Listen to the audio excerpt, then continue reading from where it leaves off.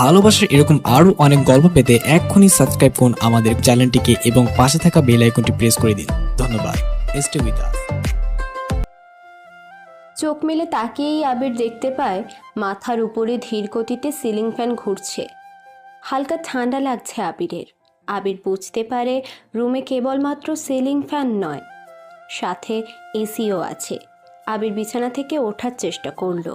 হাত আর পায়ে প্রচণ্ড ব্যথা অনুভব করায় সে কোনো রকমে বেডে হেলান দিয়ে বসে। আশেপাশে তাকায়। VIP AC cabin. আবির কিছুটা অবাক হয়। এরকম এসি কেবিনে তো সাধারণ কেউ আসবে না। আমার মতো খ্যাতমার্কা দেখতে ছেলে তো কখনোই এরকম রুমে আসার চিন্তাটার প্রশ্নই আসে না। আবির রুমে আশেপাশে ভালো করে খেয়াল করে দেখতে থাকে। বেডের পাশের র্যাকে অনেক ফল রাখা। আবির অনেক অবাক হয় এমন ব্যবস্থার জন্য। ভুলেই যায় সে কিভাবে এমন হসপিটাল কেবিনে কেন আসলো। এত জাঁকজমকপূর্ণ ব্যবস্থা দেখে আবির নিজেকে খ্যাত বলে গালি দিতে থাকে। ঠিক তখনই রুমের দরজা ঠেলে জিন্সের সাথে টি শার্ট, তার উপরে শার্ট পরা একটা সুন্দরী মেয়ে রুমে প্রবেশ করেছে। আবিরকে এমনভাবে বসা অবস্থায় দেখে মেয়েটা বলতে লাগলো, এই যে মিস্টার, এভাবে বসে আছেন কেন? শুয়ে পড়ুন, পুরোপুরি সুস্থ হলে তারপর এখান থেকে যাবেন। আবির মেয়েটার মুখের দিকে তাকায়, মনে করার চেষ্টা করতে থাকে মেয়েটা ওর পরিচিত কি না। তখন ওর মনে পড়ে গেল গতকাল রাতে বিকেলের কথা। ঢাকা শহরে নতুন এসেছে আবির। কাঁধে অল্প দামি একটা ব্যাগ, চোখে মোটা ফ্রেমের -1 শূন্য পাওয়ারের চশমা, চুলগুলো একটু বড়, তবে এলোমেলো, অগোছালো আর উস্কো খুস্কো। গায়ে সাদা রঙের একটা তেলচিটে টাইপের শার্ট, প্যান্টটাও অল্প দামি, সেটা দূর থেকেই বোঝা যাচ্ছে। ছেলেটা গতকাল ঢাকা শহরে নতুন এসেছে। উদ্দেশ্য ঢাকা ইউনিভার্সিটিতে সাইকোলজিস্ট নিয়ে পড়াশোনা করে বড় একটা ডিগ্রি অর্জন করার। বাস থেকে নামতেই বাস স্ট্যান্ডে থাকা কয়েকজন লোক আবিরের দিকে বেশ হাস্যকর আর মজা নিয়ে দৃষ্টিতে তাকিয়ে আছে। কেউ কেউ আবার আবিরের সামনে এসে বলেই দিচ্ছে, এই ছেলে, তুমি কি পাগলাগারদ থেকে পালিয়ে এসেছো? পোশাক দেখলে বমি পাচ্ছে। আবির কিছুই বলে না। তাদের দিকে মুচকি হেসে ওর উদ্দেশ্যর দিকে এগিয়ে যায়। কোনো এক পরিচিত বন্ধুর মেসে থাকার জন্য তার দেওয়া ঠিকানায় গিয়েছিল, কিন্তু আবিরের এমন পোশাকের ধরন দেখে মেস মালিক দূর দূর করে তাড়িয়ে দিয়েছে। আবির তাই ভার্সিটির দিকে যাচ্ছিল, ভার্সিটিতেই দেখবার জন্য। ভার্সিটির কাছে আসে যখন ও মেন রাস্তা পার হবে, ঠিক সেই সময় কোথা থেকে একটা গাড়ি এসে ফুটপাতের আশেপাশে থাকা দোকানগুলোকে উড়িয়ে দিয়ে আবিরের কাছে চলে আসে। আবির সেটা দেখে নিজেকে গাড়ির সামনে থেকে সরিয়ে নিয়ে পিছনের দিকে জোরে ঝাঁপ দিয়ে চলে যেতে যাবে, তার আগেই গাড়িটা কোনো রকমভাবে আবিরকে ধাক্কা দেয়, আর গাড়িটা গিয়ে ল্যাম্পপোস্টের সাথে ধাক্কা খেয়ে থেমে যায়। আশেপাশে অনেক লোকজনের ভিড় জমেছে, কারণ গাড়িটা এতক্ষণে কন্ট্রোল ছাড়াই চলছিল। তবে এতক্ষণ কোনো মানুষের ক্ষতি হয়নি, কিন্তু আবির নামে ছেলেটা হালকাভাবেই আহত হয়। তবুও আবির মাটি থেকে নিজেকে বহু কষ্টে উঠে দাঁড় করায়। মেয়েটি গাড়ি থেকে নামে। সবাই মেয়েটির দিকে কিছুক্ষণ সময় হাঁ করে তাকিয়েছিল। চুলগুলো ব্রাউন কালার করা, শার্ট জিন্সের সাথে টি শার্ট পরা। এমন মেয়ে সাধারণত পাবলিক হয়তো প্রথমবার দেখছে, তাই এমনভাবে চোখ বড় বড় দৃষ্টিতে সবাই তাকিয়ে আছে মেয়েটার দিকে। মেয়েটা হলো এই শহরে ঢাকা নামকরা বিশাল পরিবারের বড়লোক ঘরের মেয়ে, নাম নেহা। নেহার পরিবারে চাচারা সবাই একসাথেই থাকে, আর নেহার 3টি চাচা দেশের বিভিন্ন সরকারি পদে চাকরি করেন। বড় চাচা সাফিক সাহেব হলেন ঢাকা শহরের মেয়র, মেজো চাচা রফিক সাহেব হলেন ঢাকা শহরের প্রশাসক, ছোট চাচা কামাল সাহেব হলেন এনএসআইয়ের প্রধান অফিসার, আর নেহার বাবা মিস্টার আদনান সাহেব হলেন সাংবাদিক। তবে নেহার বাবা সাধারণ কোনো সাংবাদিক না, তিনি বিশাল একটা খুনি, সিরিয়াল কিলার এবং হিংস্র মাফিয়া মাস্তানদের নিয়ে লিখেছেন, আর সেটার জন্য তিনি পড়েছিলেন বিপদে।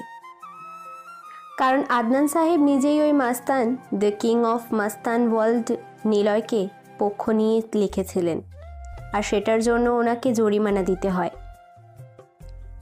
এর কারণ এখন থেকে প্রায় 7-8 বছর আগে নিলয় নামে একটি মাস্তানের আবির্ভাব হয়, আর সে মানুষটি খুব বাজেভাবে মারত, কোনো সুযোগ দিত না। আর সেই ঘটনা সাংবাদিক আদনান সাহেব লিখেছিলেন, ম্যাগাজিনে, বই, পত্রিকায় করেছিলেন, কিন্তু কর্তৃপক্ষ সেটা বাতিল করে দেয়, পুড়িয়ে দেয় সব কপি। অরিজিনালটা ছিল আদনান সাহেবের কাছে, আজও আছে সেটা। নেহা আবির নামে ছেলেটার দিকে এগিয়ে আসে। ছেলেটা নেহার দিকে চেয়ে আছে। নেহা আহত আবির নামে ছেলেটার কাছে এসে দাঁড়ায়। আশেপাশে থাকা পাবলিকগুলো নেহার উপরে ক্ষেপে গিয়ে তখনই আবির নামে ছেলেটা নেহাকে পাবলিকদের থেকে কোনো রকমে বাঁচায়। তবে নেহা যখনই কিছু বলতে যাবে তার আগেই আবির নামে ছেলেটা নেহার সামনে ধপ করে মাটিতে পড়ে জ্ঞান হারায়। নেহা উপায়ন্ত না পেয়ে ছেলেটাকে তুলে নিয়ে হসপিটালের কেবিনে ভর্তি করিয়ে দেয়। আবির মাথায় চোট পেয়েছিল, অনেক রক্ত বের হওয়াতে তৎক্ষণাৎ জ্ঞান হারায়। আর জ্ঞান ফেরার পরেই সে নিজেকে হসপিটালের বেডে দেখতে পায়। আপনি কি কম কথা বলেন নাকি কানে কম শোনেন? আপনি মানে আপনি না সেই গাড়িওয়ালি? গাড়ি চালাবেন খোলা মাঠে, রাস্তাঘাটে চালালে তো এমন ক্ষতি হবে, আপনার শরীর গ্রহণ করা হবে না। নেহা আবিরের দিকে তাকায়। কাজের লোকেরও যোগ্যতা নেই যে ছেলেটার, সে কিনা নেহার সাথে এমন করে কথা বলছে। নেহা এখন নিজেকে অনেকটা শান্ত করে নরম গলায় বলে, দেখুন মিস্টার। আবির আমার নাম। আবির, আমি খুব দুঃখিত, এমন কিছু হবে কখনো ভাবিনি। কেন ভাববেন? বড়লোক বলে গাড়ি নিয়ে বের হবেন রাস্তায়, মানুষ মূল্যে থানায় টাকা দিয়ে কেস শেষ করে দিবেন, সেটা তো হবে না। দেখুন, আপনাকে আমি হসপিটালে এনেছি, ভিআইপি কেবিনেও থাকতে দিয়েছি, এবার বলুন কি করতে হবে? আমি যদি মারা যেতাম তখন কি পারতেন সব ঠিক করে দিতে? নেহা দাঁতের দাঁত চেপে আবিরের দিকে তাকিয়ে রইল। নেহার ইচ্ছে করছে আবিরের গালে কয়েকটা চড় বসিয়ে দিতে, কিন্তু পারছে না। এমনিতেই সে ভুল করেছে, তার উপরে বাসায় এখনো কেউ জানে না। আর এইদিকে এই খ্যাত দেখতে ছেলেটিও তার সরি গ্রহণ করছে না। তবে নেহা ছেড়ে দেওয়ার পাত্রী না। সে হাসি মুখে বলে, আচ্ছা, আপনি কি চান? মানে কোথায় থাকেন আপনি? আমি এখানে নতুন, চিনি না কিছু, থাকার মতো জায়গাটাও নেই, ভার্সিটিতে পড়ার জন্য এসেছি। নেহা তুচ্ছল্যের এক হাসি দিয়ে আবিরের দিকে তাকায়। আবির সেটা বুঝতে পেরেও চুপচাপ বসে থাকে। নেহা বলে ওঠে, আচ্ছা, আপনি তো কিছুই করেন না, পড়ার জন্য খরচও তো আছে। আপনি চাইলে আমাদের বাসায় কাজ করতে পারেন, আবার থাকতেও পারেন, ক্লাসও করবেন, কোনো সমস্যা নেই। আমি রাজি। নেহা মনে মনে খুশি হয়, কারণ এই খ্যাত ছেলেটাকে বাড়ির কাজের লোক বানিয়ে ইচ্ছে মতো কাজ করিয়ে নেবে, বকা দিতে পারবে। কত বড় সাহস এই ছেলেটার! আমি সরি বলছি, তবুও কাজ হবে না, হারামি একটা। তাহলে আপনি সুস্থ হয়ে নিন, তারপর আমাদের বাসায় নিয়ে যাব। আপনার নাম কি? নেহা। আপনার পরিবারের সম্পর্কে বলুন। আমার পরিবার সম্পর্কে আপনার কোনো ধারণাই নেই, তাই বললেও বুঝতে পারবেন না। আগে বড় হন, তারপর বুঝবেন। নেহা হালকা অপমান করে কেবিন থেকে বেরিয়ে গেল। আবির নেহার চলে যাওয়ার দিকে তাকিয়ে আছে আর মুচকি হাসছে। এই হাসির মানে কেউ জানে না আবির ছাড়া। নেহা বাড়িতে চলে আসে। বিশাল বাড়ি ওদের। বাড়িতে সে ছাড়া আরও অনেক কাজিন থাকে। নেহা এসে দেখে ওর বাবা সোফাতে বসে আছে আর 4 জন পরিচিত লোক। নেহার বাবা মানে আদনান সাহেবের সামনে বসে আছে। নেহা ওর বাবার কাছে যেতেই শুনতে পায় কে যেন বলছে, স্যার, আপনার the king of Mastan world Niloy এই শহরে এসেছে। সবাই সন্দেহ করছে আপনার উপর, কারণ আপনার জন্যই হয়তো সেই হিংস্র মস্তান এই শহরে এসেছে। আদনান সাহেব লোকটার কথা শুনে হাসল। লোকটা অবাক হয়ে তাকিয়ে আছে আদনান সাহেবের দিকে। তিনি পাশে থাকা একটা ব্যাগ থেকে ওনার লেখা কিছু কুখ্যাত বই যেটা নিলয়কে নিয়ে লেখা ছিল সেই বইটি বের করে সামনের টেবিলে রাখলেন। বইটির নাম দ্য কিং অফ ইউনিভার্স। বইটাতে নিলয়কে নিয়ে লেখা আছে 7 বছর আগে আদনান সাহেব একটা রিপোর্টের জন্য বাংলাদেশের রংপুর শহরে যায়। সেখানে তিনি একটা কোম্পানির উপরে রিপোর্ট করতে যায়, আর সেখানে যেতেই জানতে পারল নিলয়ের সম্পর্ক। এরপর তিনি ঢাকায় এসে নিলয়কে নিয়ে লেখালেখি করেন, আর সেই লেখা বইটি ছিল মস্তানদের পক্ষে। স্যার কি ভাবছেন, নিলয় কেন ফিরে এসেছে আবার? আদনান সাহেব তখন কিছু বলল না। কাজের লোক চা এনে দিচ্ছে। আদনান সাহেব চায়ের কাপে চুমুক দিয়ে জোরে একটা শ্বাস নিল, আরও কয়েকবার চায়ের কাপে চুমুক দিয়ে বইটি হাতে নিয়ে বলল, এখানে শুধুই একজন মাস্তানের কথা লেখা নেই, এখানে আছে এমন একজন লোক যে হিংস্র। কাউকে ভয় পায় না সে, বরং তাকেই সবাই ভয় পায়।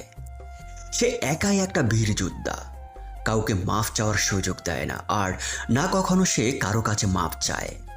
সে তার মতো চলে আর সবাইকে তার মতো করে চলতে বলে। তার একটাই চাওয়া। আদনান সাহেব কিছুটা কেশে উঠলেন। পাশে থাকা নেহা মনোযোগ দিয়ে ওর বাবার কথা শুনছে। নেহা জানে না কে এই নিলয়, তবু শুধু নেহা নয়, বরং ঢাকা শহরের কেউই চেনে না বা জানে না কে নিলয়, দেখতে কেমন, মূলত সে কি করে, কিছুই তেমন কেউ জানে না। আদনান সাহেবও নিলয়কে দেখেনি, তবু নিলয়কে নিয়ে লিখেছেন, আর কেন লিখেছেন সেটা তিনি আজও প্রকাশ করেননি। নিলয়ের চাওয়াটা কি? সামনে থাকা একজন বলল, পুরো দুনিয়া। আদনান সাহেবের কথা শুনে সবাই ভয় পেয়ে যায়। কি বলবে এখন কেউ বুঝতে পারছে না।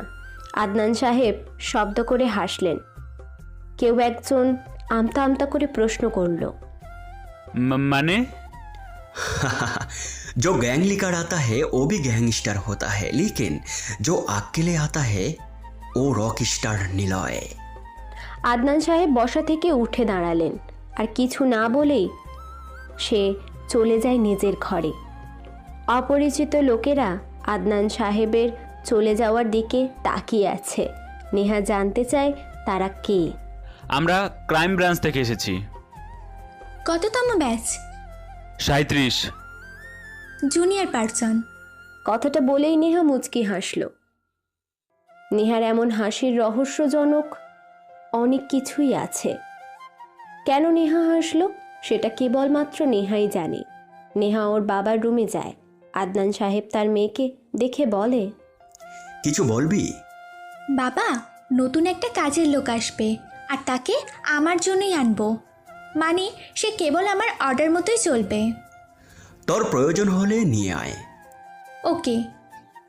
নেহা আবিরের কথা ভেবে কি ময়লা দেখতে কাপড়, ঠিকঠাক মতো কথা বলতে পারে না, আবার সে নাকি ঢাকা ইউনিভার্সিটিতে পড়বে। এটা হাস্যকর ছাড়া আর কিছুই না। এদিকে আবির এসি কেবিনে শুয়ে আছে। বেডের দক্ষিণ দিকের ওয়ালে একটা ওয়াল টিভি রাখা। আবির টিভি দেখছিল। ও থেমে যায়। একটা নিউজ চ্যানেলে যেয়ে ও থেমে যায়। সেখানে খবর পড়া হচ্ছে। বিখ্যাত সাংবাদিক ও লেখক আদনান সাহেবের লেখা দ্য কিং অফ ইউনিভার্স বইয়ে যে হিংস্র মানবের কথা হয়েছিল সেই শহরে এসেছে, আর আসার সময় সে নিজেই জানিয়েছে এই প্রশাসনের কাছে। বইটির সব কপি কালেক্ট করে ক্রাইম ব্রাঞ্চ পুড়িয়ে ফেলেছিল। রিয়েল কপিটি আছে একজনের কাছে, আর তিনি হলেন আদনান হাসান। তিনি বইটির শেষ পাতায় লিখেছেন, নিলয় আসবে। সে একাই আসবে নতুন শহরে। সে আসবে সব কিছু ধ্বংস করতে। সে আসবে শহরটাকে নিজের করতে। তবে কি আদনান হাসানের কথাটা সত্য হলো? কেন সে এই শহরে এসেছে? কি চায় সে? তবে কি সে ধ্বংস করতে এসেছে? রিপোর্টারের কথাগুলো আবিরের বেশ মনোযোগ দিয়ে শুনল। সে টিভি অফ করে দেয়। আগের থেকে নিজেকে অনেকটা সুস্থ মনে হচ্ছে ওর। হাত নাড়াতে পারছে। মাথার ব্যথাটাও আর নেই বললেই চলে। সে স্নেহার কথা ভাবছে। বড়লোক বাড়ির মেয়ে, আবির নিজেকে কিভাবে প্রেজেন্টেশন করবে সেটাই ভাবছে। এই যে ওঠ, আর কত ঘুমাবি? আবির চমকে উঠে চোখ মেলে তাকায়। পাশে তাকিয়ে দেখে নেহা দাঁড়িয়ে আছে, কিন্তু আবির অবাক হয়, কারণ আবিরকে নেহা তুই করে বলছে। আবির হতমত হয়ে প্রশ্ন করে, আমাকে তুই করে কেন বলছেন? তো তোকে কি আপনি করে বলবো? আমার বাসায় আমার জন্য কাজ করবি, কাজের লোকদের তুই করেই বলি আমি, বুঝছিস? আবির প্রথমে কথাগুলো হজম করতে না পারলেও নিজেকে স্বাভাবিক রেখে কথাগুলো চুপচাপ শুনল। সে মাথা নেড়ে হ্যাঁসূচক জবাব দিল। আবির বেডে বসে আছে। নেহা একটা ব্যাগ থেকে কয়েকটা নতুন কাপড় বের করে ছুঁড়ে মারল আবিরের মুখের উপরে। আবির চুপচাপ বসে আছে। নেহা বলল, নে এগুলো পরবি, তোর গায়ে যে ময়লা শার্ট সেটা দেখলে আমার বাড়ির দারোয়ানও তোকে ভিতরে প্রবেশ করতে দেবে না, তাড়াতাড়ি চেঞ্জ কর। নেহা কথাটা বলে কেবিন থেকে বের হয়। আবির কাপড়গুলো হাতে তুলে নিল। কিছুক্ষণ নতুন কেনা কাপড়গুলো দিকে তাকিয়ে থেকেও তারপর চেঞ্জ করে সেগুলো থেকে একটা শার্ট আর একটা প্যান্ট পরে নিল। আবির এখন অনেকটাই সুস্থ। সে প্রস্তুত নেহার সাথে তাদের বাড়ি যেতে। নেহা গাড়ি চালাচ্ছে, আবির বসে আছে। নেহার মাথায় আবিরকে নিয়ে মজার একটা প্ল্যান চলে আসলো। সে গাড়ি স্পিড তুলে রাস্তার উপরে আঁকাবাঁকা করে গাড়ি চালাচ্ছিল। আবির এটা দেখে ভয়ে চিৎকার করে ওঠে। আবির চিৎকার করে বলতে থাকে, আপনি এইভাবে কেন গাড়ি চালাচ্ছেন?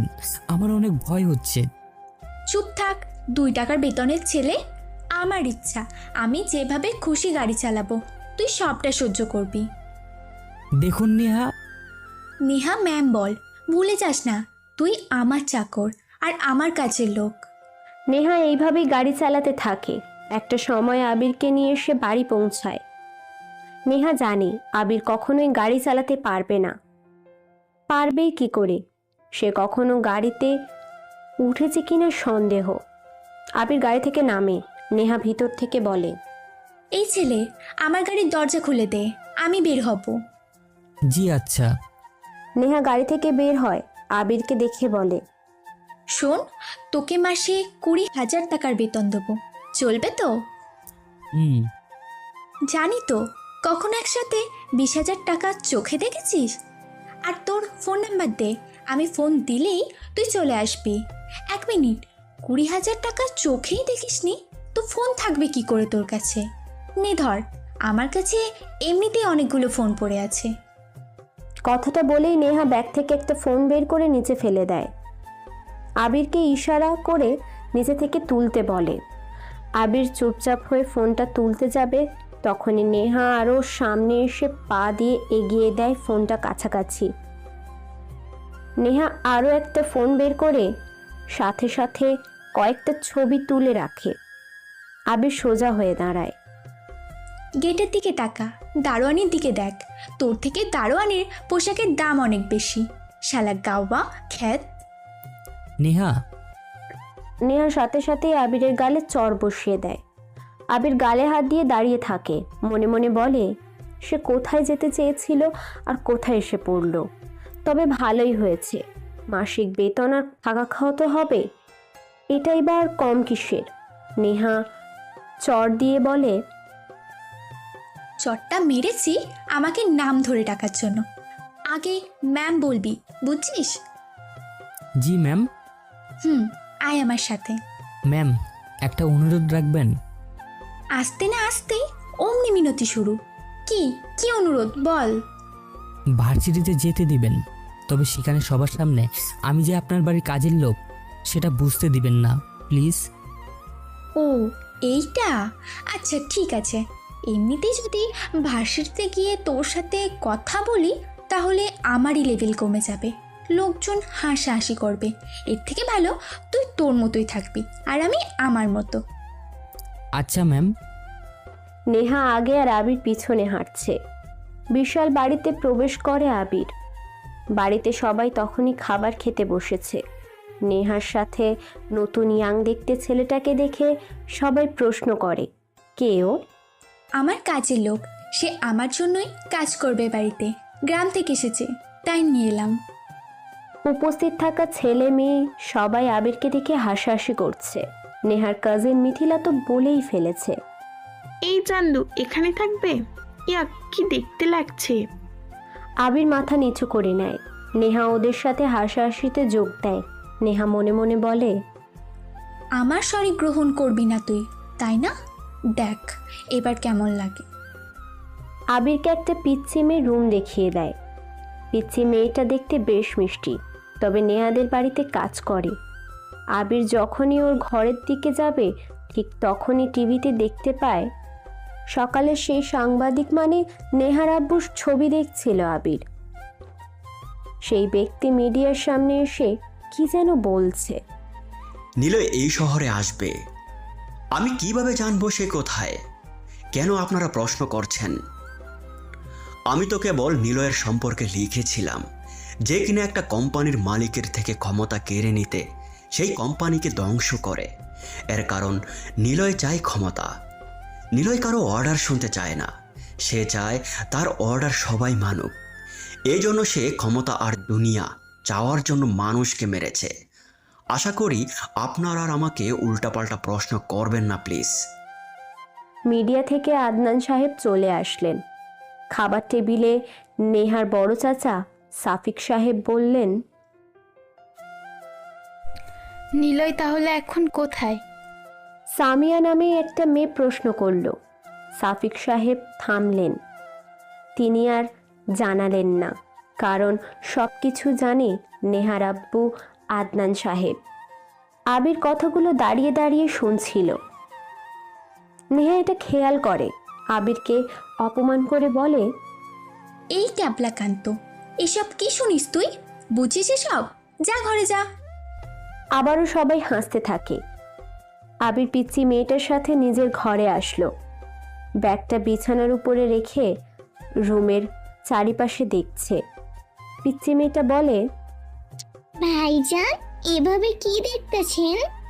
এখানে সব ঘর অনেক সুন্দর আছে, সুন্দর কইরা রাখতে হয়, না হইলে বাড়ির মালিকেরা মায়েরা কাম থাইকা বাইর করে দেবে। বুঝলাম। তোর নাম কি? পড়ি। পরি? বাহ, বেশ সুন্দর নাম তো। কে রাখছিল এই নাম? আমার আপা রাখছে। তোর আপার নাম কি? মিষ্টি। বাহ, একজনের নাম মিষ্টি আর একজনের নাম পরি, মিষ্টি পরি। আপনার নাম কি? আবির, গ্রাম থেকে এসেছি, এখানে নতুন, তোর ম্যামের কাজের লোক হিসাবে। আচ্ছা, এখন আমি যাইগা, আপনার আহনের সময় হয়ে গেছে। আপা জানে না আমি এইখানে কাম করি, আপা জানলে আমাকে মাইর দিবে। পরি দৌড়ে চলে গেল।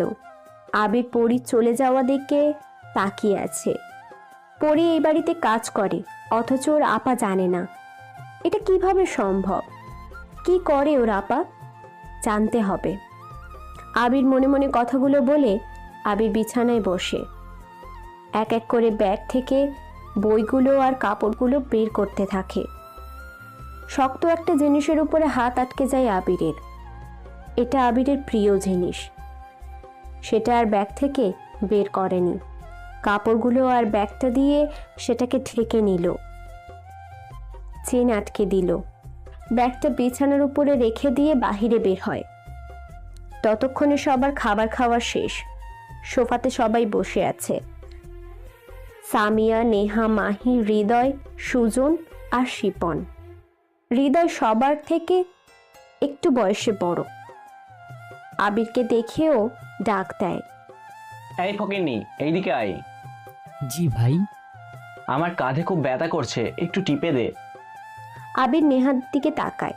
নেহা ফোন চাপতে ব্যস্ত। হৃদয় আবার আবিরকে বলে। আবির তখনও দাঁড়িয়ে আছে স্থির হয়ে। আবির আবারও নেহার দিকে তাকায়। নেহার এদিকে কোনো খেয়ালই নেই। হৃদয় বসা থেকে উঠে দাঁড়িয়ে আবিরের কাছে এসে কষে একটা চড় দিয়ে বলে, কুত্তার বাচ্চা, তোকে ডাকছি আর তুই ভাব নিয়ে দাঁড়িয়ে আছিস? তোর ভাব তোর পিছনে পুড়ে দেব সালা। সবাই তখন আবিরের দিকে তাকায়। নেহা অবাক হয়। কি হয়েছে রিয়দ?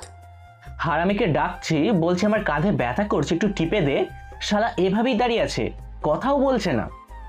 ওই ফকিরের ছেলে, তুই ভাবনিস তোকে না ডেকেছিল, যাস নাই কেন? কথা বলিস না কেন? মেরে তোকে ফুতে রাখবো, বুঝলি? আমি ম্যামের জন্য বাড়িতে এসেছি, আর ম্যাম কোনো অর্ডার না করা অবধি আমি কোনো কাজ করব না। উনি যদি বলে আপনার কাঁধ টিপে দিতে, তাহলে এখনই দিব। উনি না বলা অবধি কিছুই করব না। নেহা অবাক হয়। আবির এমন কিছু বলবে সে কখনোই আশা করেনি, তবে হৃদয় রেগে যায়। আবিরের কলার টেনে ধরে। আবির আস্তে করে কলার ছাড়িয়ে বলে, দয়া করে আমার জামার কলার ধরবেন না, আর ভুলেও আমার পিতা আর মাতাকে নিয়ে গালি দিবেন না। তোর থেকে আমাকে ভদ্রতা শিখতে হবে? ওই কুত্তার বাচ্চা, আমরা টাকা দিই বলে তুই খেতে পারবি, আমরা আছি বলে তুই থাকতে পারবি, আর তোর থেকে আমাকে কথা শিখতে হবে? তুই চা বানাতে পারিস? জি পারি। তাহলে চা বানিয়ে নিয়ে আয়। আবির চা নিয়ে আসে। এসে দেখে নেহাদের সাথে ওর কাজিনরা আরও নতুন নতুন কয়েকটা ছেলে মেয়ে এসে বসেছে। নেহার দিকে একটা ছেলে অন্যরকম দৃষ্টিতে তাকিয়ে আছে। আবির সেটা ভালো করে লক্ষ্য করে। আর ছেলেটার নাম হলো জিসান। জিসান নেহাকে পছন্দ করে, আর নেহার আড়ালে সে নেহার দিকে তাকিয়ে থাকে। সম্পর্কে নেহা আর জিসান বন্ধু। শুধু জিসান নয়, সাথে এসেছে জারিন, তমাল আর মামুন। এখানে নেহা আর নেহার কাজিন মিথিলা, জারিন, জিসান, তামাল আর মামুন একই ক্লাসে পড়ে। এর জন্যই নেহাদের বাড়িতে সবার যাতায়াত। আবির সোফার সামনে থাকা টেবিলের উপরে চায়ের কাপগুলো রাখে। তমাল বলে, কে নেহা, তো বাড়িতে এই নতুন পেড়া আমদানি কবে থেকে হলো? এটা কে? নেহার কাজের লোক, স্পেশালি কাজের লোক। তিনি আবার নেহার কথা ছাড়া কারো কথা শোনেন না। তাই নাকি? ওকে গোহানি, ম্যাক কপি, ফল অফ আস। এই শয়তান, দেখতে পাচ্ছিস না ওর গায়ে কেমন ধরনের পোশাক? কাজ করে বেড়াই, সে কি তোর ইংরেজি বুঝবে? কোথায় কি বলতে হয় শিখিসনি? ঠিক বলেছিস। সে ঠিকভাবে শুদ্ধ করে কথাই তো বলতে পারে না, আর সে বুঝবে ইংলিশ? মিথিলা কথা বলে হাসতে থাকে। মিথিলার সাথে বাকিরাও সবাই হাসতে থাকে। আবির মাথা নিচু করে নিল। হৃদয় পাশ থেকে বলে, তোদের কফি আর খাওয়া হয়েছে। সে আর কখনোই তোদের জন্য কফি বানাতে যাবে না, সে নেহার কথা মতোই চলবে। তাই? নেহা, তাহলে তুই বল কফি আনতে। আবির যা কফি করে আন। বাপ রে, কাজের লোকের নামটা কি জোশ, প্রেমে পড়ার মতো নাম। আহা দে, তোদের বাড়িতে একটা মেয়ে কাজ করে, কি যেন নাম? রাহি। ওর নামও তো জোশ। আবিরের সাথে দেখ প্রেম করিয়ে দিতে পারিস কিনা। আহা, সেই রোম্যান্টিক হবে ব্যাপারটা। নেহার কথা শুনে সবাই বসে থেকে জোরে জোরে হাসতে লাগলো। আবিরকে নিয়ে এরা সবাই মজা করছে। আবির সবার দিকে একবার করে তাকায়, কিছু না বলে রান্নাঘরে চলে আসে। কয়েক মিনিট পর সেখান থেকে জিসান এসে আবিরকে ডাক দিয়ে বলে, একটা কাজ করে দিবি? কি কাজ? তোর নেহা আপুকে এই চিঠিটা দিবি, এটাতে নাম লেখা নেই, সে যেন পড়ে বুঝতে পারে আমি দিয়েছি। নে চিঠিটা ধর, আর এই নে 1000 টাকা। জিসান আবিরের পকেটে টাকা আর চিঠি দিয়ে যায়। আবির সবার জন্য কফি বানিয়ে আনে। টেবিলে কাত হয়ে কফি রাখতে যাবে, তখনই চিঠিটা পড়ে যায়। জিসান দেখে ওটা, আবিরকে তাড়াতাড়ি করে ওঠাতে বলে। আবির যখন ওঠাতে যাবে, তখনই আবির সোফার সামনে রাখা টেবিলের উপরে কফি ট্রেটা রাখে। ঠিক সেই সময় ওর পকেট থেকে জিসানের দেওয়া কাগজটা পড়ে যায়। জিসান সেটা দেখতে পায়। আবিরের দিকে তাকিয়ে জোরে ডাক দিয়ে ওঠে, আবির, তোর পকেট থেকে একটা কাগজ পড়লো, দেখি কি ওটা। আবির কিছুটা অবাক দৃষ্টিতে তাকায় জিসানের দিকে। জিসানের এমন জোরে কথা বলা শুনে সবাই চুপ হয়ে আবিরের দিকে তাকালো।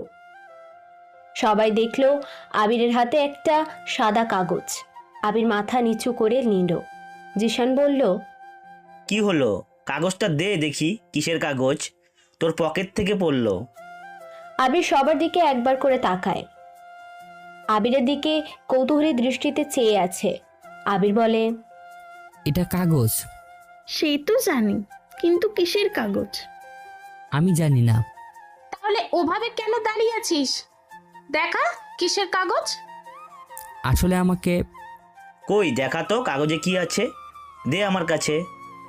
জিসান বসা থেকে উঠে আবিরের কাছে আসে। আবিরকে জিসান কিছু না বলতে দিয়ে থামিয়ে দেয়। এরপর আবিরের কাছে এসে হাত থেকে কাগজটা নিয়ে নিল।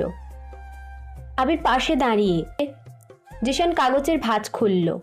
জিসান সবাইকে বলে, কাগজে কিছু লেখা আছে। জোরে পড়, আমরা শুনবো। না থাক, পড়বো না। কেন? আমি চাই না নেহা অপমানিত হোক।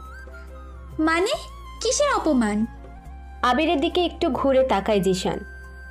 আবির তখনও জানে না কি হতে যাচ্ছে, কিন্তু জিসানের তাকানোর ধরন আর মুচকি হাসিটা আবিরকে ভয় পাইয়ে দিয়েছে।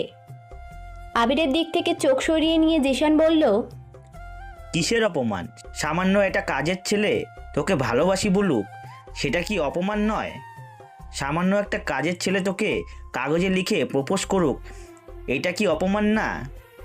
তোর ডিমান্ড কমে গেছে নেহা। মানে কি? ঠিক করে বল, তুই কি সব বলছিস? আচ্ছা, আমি লেখাগুলো তোদেরকে পড়িয়ে শোনাই। জিসান কাগজে থাকা লেখাগুলো জোরে জোরে পড়তে থাকে। নেহা, আমি তোমাকে খুব ভালোবাসি। তোমাকে নিয়ে থাকতে চাই ছোট্ট একটা ভাঙা ঘরে। সেখানে থাকবে বিশাল ভালোবাসা, 2 বেলা খেতে পাওয়ার আনন্দ, আর একে অপরের প্রতি বিশ্বাস। তুমি কি আমার বউ হবে? জিসান লেখাগুলো পড়ে থামে। নেহা বসা থেকে উঠে দাঁড়িয়েছে। নেহার ফর্সা মুখটা রাগের আভায় লাল হয়ে গেছে। নেহা আবিরের সামনে আসলো। আবিরের মুখের দিকে কয়েক সেকেন্ড তাকিয়ে থেকে গায়ে যতটা জোর ছিল নেহার, ততটা জোরে আবিরের বাঁ গালে চর বসিয়ে দেয়। আবিরের মুখে নেহার চরের দাগ বসে যায়। আবির কারোর দিকে তাকায় না, সে মাথা নিচু করে আছে। নেহা জোরে জোরে বলতে থাকে, শালা হারামি, তোকে রাস্তা থেকে তুলে এনে বাড়িতে থাকতে দিলাম, আমার কাজের লোক বানালাম, সেই তুই তোর ছ্যাঁচড়া জাতটাকে চেনালি। কান ধর, কান ধর বলছি। নেহা চিৎকার করে আবিরকে কথাগুলো বলল। আবির সামনে বসা জিসানের দিকে তাকালো। জিসান হৃদয়ের দিকে তাকিয়ে মুচকি হাসছে। আবিরের আর বুঝতে বাকি রইল না যে সে এটা প্ল্যান করেই করেছে, যার মূল্য ছিল হৃদয়ান জিসানের। আসলেই সত্য। আবির যখন কফি বানাতে যায় তখন হৃদয় জিসানকে ইশারা করে ডাক দিয়েছিল। জিসান হৃদয় ভাইয়ার কাছে এসে বলে, কি হয়েছে ভাইয়া? শোন জিসান, তুই এই কাগজটা আবিরের পকেটে কোনো রকমে গুঁজে দিয়ে আসবি, আর যা যা বলে দিচ্ছি তুই আবিরকে সেইগুলোই বলবি। এরপর যখন আবির আমাদের সামনে কফি নিয়ে আসবে তখনই যেভাবে হোক ওর পকেট থেকে কাগজটা নিয়ে কি লেখা সেটা পড়বি, ব্যাস, বাকিটা তোর মতো অভিনয় করে যাবি। জিসান হৃদয় ভাইয়ার কথা মতো কাজ করে, আর এই কাজের জন্য আবির ফেঁসে যায়। জিসান আর হৃদয় এসব ভেবে হাসছে, আর আবির সেটা দেখে নিল।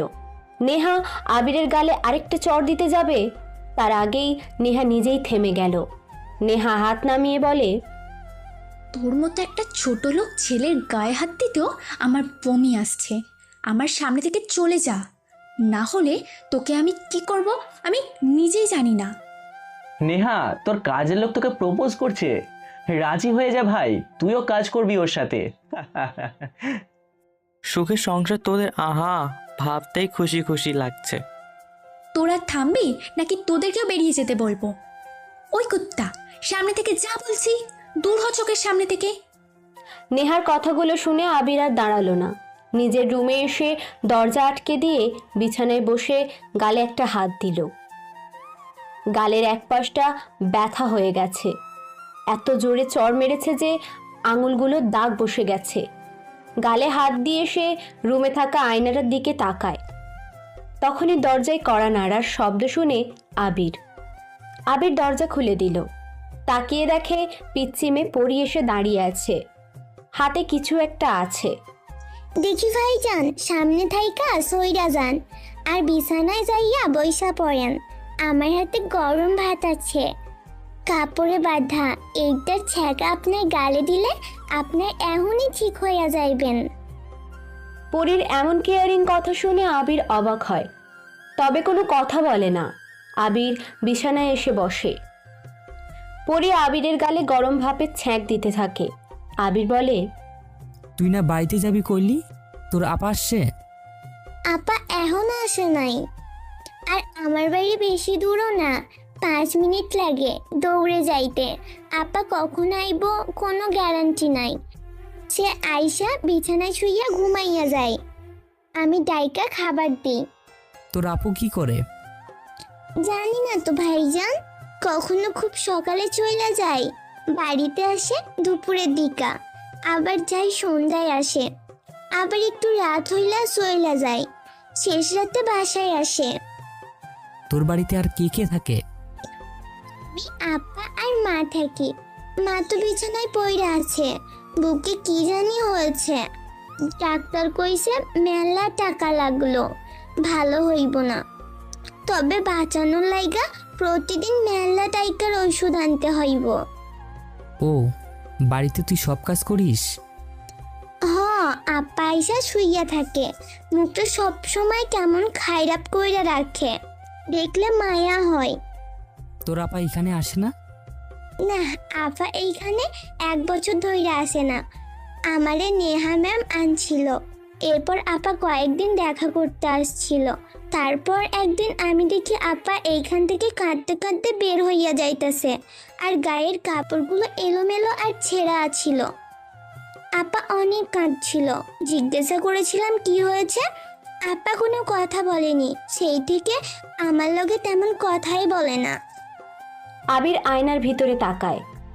ওর মুখে হওয়া লাল আভাটা চড়ের জন্য এখন প্রায় কমে এসেছে। পরী আবিরকে বলে, আচ্ছা আর লাগবে না, তুই জানিস কিভাবে আমার গালে চড় মারছি? আমি আয়শা দেখি এমন করেছে ওর আপনার লগে। এই হৃদয় স্যার আছে না, লোকটা অনেক খারাপ। আমার মিছি মিছি কাছে ডাইকা কোলে বসা গালে হাত দেয়। আমার অনেক খারাপ লাগে, ইচ্ছে করে স্যারের নাকি খুশি মাইরা দিই, কান্নাও পাই আমার। লোকটার থাইকা দূরে থাকবেন, আপনারে দেখা অনেক ভালো লাগছে। আপনি কেমন যেন দেখলে মায়া চলে আসে। আপনার কেউ নেই? আমি একা, মা বাবা নাই। আচ্ছা, এখন জায়গা কাম করতে হইব। পরী চলে যায়। আবির বসা থেকে উঠে আয়নার সামনে এসে দাঁড়ালো। আয়নার দিকে তাকিয়ে নিজেকে দেখে আবির মুচকি হেসে বলল, আমাকে দেখে মায়া লাগে, সত্যি আমি ইনোসেন্ট দেখতে। আবির বাহিরে আসে। আদনান সাহেব এসেছেন। আদনান সাহেবের সামনে চা নিয়ে যায় আবির। আদনান সাহেব অবাক হয়। আবিরকে তো চা আনার কথাই বলেননি, তবুও আবির চা আনলো। আবিরের দিকে তাকায় আদনান সাহেব। ঠিক সেই সময় কতগুলো ক্রাইম ব্রাঞ্চের পুলিশ আর প্রেস কনফারেন্সের লোক আসলো। আবির পাশে দাঁড়িয়ে আছে। বাড়ির সবাই আবার একসাথে হলেন। প্রেস কমিউনিটির একজন লোক বলল, স্যার, নিলয় সম্পর্কে আমাদের কিছু তথ্য দিন। বইটা তো তেমন পড়তে পারিনি, আপনি নিলয় সম্পর্কে কিছু বলুন প্লিজ। নিলয় সম্পর্কে বলা যাবে না। তাহলে ভেবে নিব নীল এই শহরে আসার পিছনে আপনার হাত আছে। সাংবাদিকের কথা শুনে আদনান সাহেব মুচকি হাসলেন। আদনান সাহেব সোফায় বসে চা হাতে নিয়ে চুমুক দিলেন। ব্যাগ থেকে বই বের করে বলা শুরু করলেন। নিলয় কোনো গ্যাং না, সে একাই একটা রক স্টার। নিলয়ের মা তার স্বামীকে মেরে চলে যায় অন্য কোথাও। সেখানে থাকার সময় নিলয়ের জন্ম হয়। নিলয়ের মা অনেক কষ্ট করে নিলয়কে বড় করেছিল, কিন্তু ভাগ্যের পরিহাসে নিলয়ের মা ক্যান্সারের রোগে মারা যায়। মারা যাওয়ার কারণ ছিল তাদের কাছে চিকিৎসার জন্য কোনো টাকা ছিল না। নিলয়ের মা রক্তবমিও করত, আর নিলয় সেটা রোজ আড়াল থেকে দেখত। নিলয় সবার কাছে টাকা চাইতো, কিন্তু নিলয়কে মেরে সবাই তাড়িয়ে দিতে থাকে। একদিন নিলয় বাড়িতে এসে দেখে ওর মা কাশছে, আর সেখান থেকে রক্ত বের হচ্ছে। নিলয় পানির গ্লাস হাতে দেয়, কিন্তু ওর মা বাছার জন্য ডাক্তার বলতে থাকে। নিলয় বাড়ি থেকে বের হয়, দৌড়ে ডাক্তারের কাছে যায় ও। গুড়ি গুড়ি বৃষ্টি হচ্ছিল সেদিন। ডাক্তারের ঘর ফাঁকাই ছিল। নিলয় যখন ডাক্তারের কাছে যায় তখন দেখে ডাক্তার তার নার্সের সাথে অন্তরঙ্গ করতে ব্যস্ত। কিন্তু নিলয় সামনে আসে, ডাক্তার বলে ডেকে ওঠে। দুজন ঠিকঠাক হয়ে নিলয়ের দিকে তাকায়। নিলয়কে গালি দিয়ে বলে, এই শালা বাল, তুই এখানে কেন? উত্তর বাচ্চা বেরো। ডাক্তার সাহেব, আমার সাথে চলুন। আমার মায়ের কি হয়েছে? তোর মাকে তুই দেখ, তুই যা এখান থেকে, আমি ব্যস্ত আছি। চলুন না আমার সাথে, আমার মা মরে যাবে। চুপ থাক, তোর মা মরলে মরবে, তাতে আমার কি? যা ভাগ শালা। নিলয়কে ওই ডাক্তার লাথি মেরে বের করে দেয়। এরপর দরজা আটকে দিয়ে নিলয়কে বাহিরে ফেলে দিল। নিলয় মাটি থেকে উঠে দৌড়ে ওর মায়ের কাছে আসে। ওর মা বিছানা থেকে নিচে মাটিতে পড়ে আছে, রক্তে ওনার গা ভিজে গিয়েছে। নিলয় ওর মাকে বলে, মা, তোর কিছু হবে না, আমি এসে গেছি। চল, তোকে ডাক্তারের কাছে নিয়ে যাব। নিলয় বাপ, তুই ছোট, আমাকে কিভাবে নিবি? মা, তোর ভয় নেই, তোর ছেলের গায়ে অনেক শক্তি, তোকে কোলে করে নিয়ে যাবে। সারা রাত দিনে একবার খেতে পারিস আর শক্তি হবে তোর গায়ে? হ্যাঁ মা, অনেক শক্তি। সন্তানের কাছে মা কখনো ভারী হয় না। তুই চল মা আমার সাথে। নিলয় কোনো কথা শোনে না। নিলয় ওর মাকে কোলে নেয়। কোলে নিয়ে বাইরে আসতেই নিলয়ের মা জোরে জোরে কাশতে থাকে। কাশতে কাশতে নিলয়ের মা বলে, থাম বাবা, আমাকে এখানেই রাখ। নিলয়ের মাকে নিলয় একটা দেয়ারের সাথে হেলান দিয়ে রাখে। নিলয় জোরে জোরে ডাকতে থাকে সবাইকে। কেউ সাহায্য করতে আসেনি। নিলয়ের মা কাঁদতে কাঁদতে বলে, আজকে মরে যাচ্ছি টাকার অভাবে, কিন্তু তুই কখনো টাকার অভাবে মরবি না নিলয়। আমাকে কথা দে, তুই মরলে আর্মি হয়েই মরবি। আমাকে কথা দে, তুই অনেক হবি, বল। কথা দিলাম মা, এই দুনিয়াটা আমার করে নিব। তুই চল মা ডাক্তারের কাছে, তোর কিছু হবে না। নিলয় কথাটা বলে ওর মাকে আবারও কোলে তুলে নেয়। কোলে নিয়ে কয়েক পা হাঁটার পর নিলয় মা মা বলে চিৎকার দিয়ে ওঠে। কিন্তু নিলয়ের মা আর কোনো কথা বলে না। নিলয় ওর মায়ের দিকে তাকায়। ওর মা চোখ বন্ধ করে শুয়ে আছে নিলয়ের কোলে। নিলয় থেমে যায়। ওর মাকে রাস্তার এক পাশে রাখে। কয়েকবার মা বলে ডেকে উঠে সাড়া পায় না। তখনই বুঝতে পারে নিলয় ওর মা আর বেঁচে নেই। সে একাই ওর মায়ের দাফন করে। ওর মায়ের কবরের মাটি ছুঁয়ে প্রতিজ্ঞা করে যে, মা, তোর কবরের মাটি ছুঁয়ে কসম নিলাম, আমি এই পুরো দুনিয়া আমার করে নিব। এক উপরওয়ালা ছাড়া আমাকে কেউ আটকাতে পারবে না। বাদশা হব আমি হয়ে দেখাবো। টাকার জন্য কষ্টে মরবো না। কসম মা তোর, আজ থেকে এই দুনিয়া আমার হতে যাচ্ছে। নিলয় কবরের কাছ থেকে চলে আসে, সোজা ওই ডাক্তারের কাছে যায়। ডাক্তার তখন ওর চেম্বারে বসেছিল।